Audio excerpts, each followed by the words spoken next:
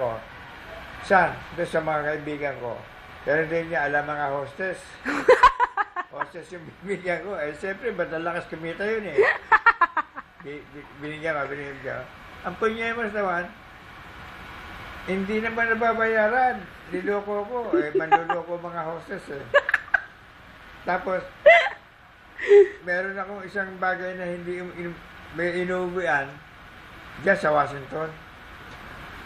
Malapit sa Espanya. Opo. Natiktikan ako. Pinuntahan ako diyan, madaling araw, alas 4. Siyempre, kasarapan ng tulog yun eh. Nandun ako, tutulog, hindi kumakatok. Ay, hindi ko pansin yun eh. Mami, maboses-boses ako, Mami. Nako!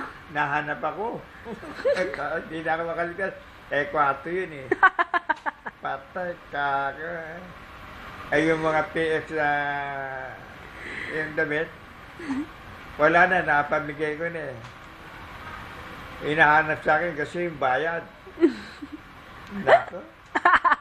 Yung mga ibang pirasong natira na t-shirt, dyan sa Washington, papunta kami Espanya na.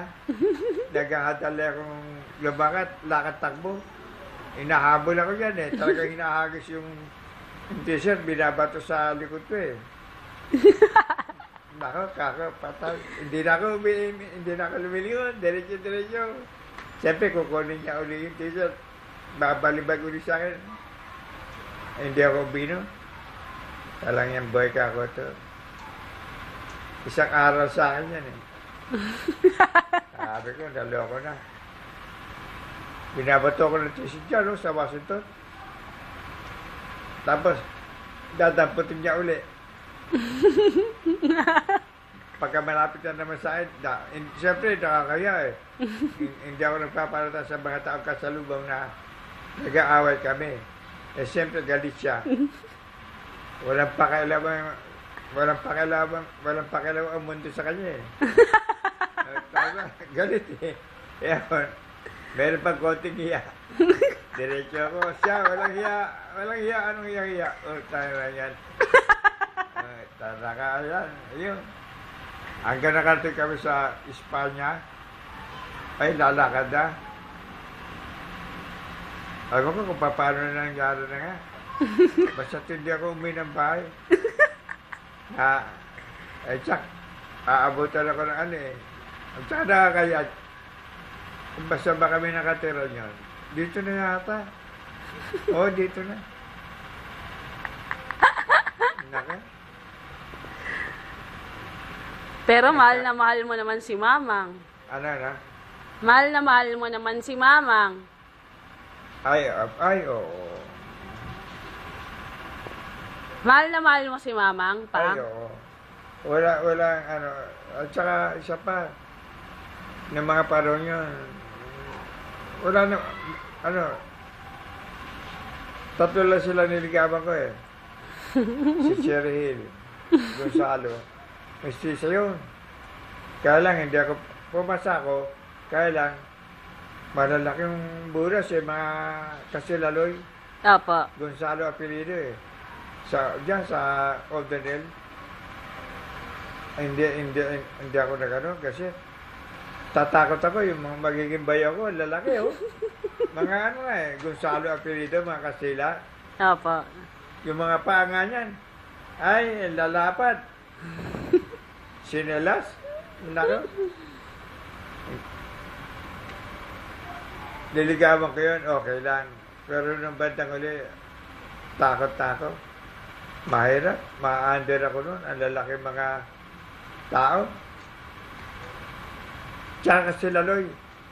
Spanish sila kung magsalita. Kaya sabi ko nga, ay, mapapagbili ako ng buhay dito. Gagawin ko naman, Po.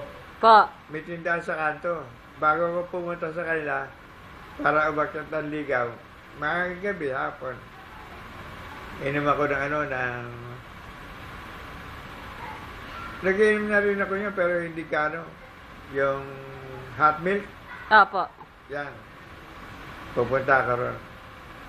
Pagka nandun na kasalubong ko yung, kasi papasok sila eh, siyempre. Apo. Ako naman, papunta ron. Nako, ang lalaki. Ang tataas. Mga 6-footer. Biro Apo. mo yun. Ay, sapatos ka, ang lalaki, oh. Sinelas. Pag sinusuot ko sinelas yung kapatid, Asus Malyosot, ang laki ng ano eh, sobra. Gonzalo apelido, Gonzalo. Sino yung pangalawa? Ha? Sino po yung pangalawang niligawan nyo? Ano na? Sino po yung pangalawa na niligawan nyo? Ang pangalawa, sino nga ba ito? Ay, ang pangit naman, si Rupina Patis. Oo, ganun na ganun siya. Maganda rin, kaya lang, pagka nagkakaroon kami ng sagutan ng mami, palibasa, ang nililigaw mo, yan, si Rupina Patis ka. Kaya mo tinawag na Rupina Patis, kasi di ba merong Rupina Patis? Apo. Ay, Rupina ang pangalan ng babae. Kaya tawagin niya, Rupina Patis. Elang yaka ako to. Oh. Yan naman, niligawan ko, mami. Sinagot ako niyan. Pasko. Pasko? Oh, Pasko. December, Pasko. Dahil nung may photo ka ng mga Pasko yun eh. Apo. Tsaka may sugat yata. May sugat yata ako rito. Oh, dito, dyan, oh. Yung ng apoy. Kaya nakaganon ako eh, nakabanda ako, ganyan eh. Nung mapasagot ko ang mami. Kaya siyempre, sinagot niya ako, niyakap ko siya.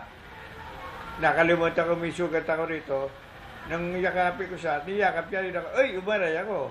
Kasi, makirot, yung sugat ko.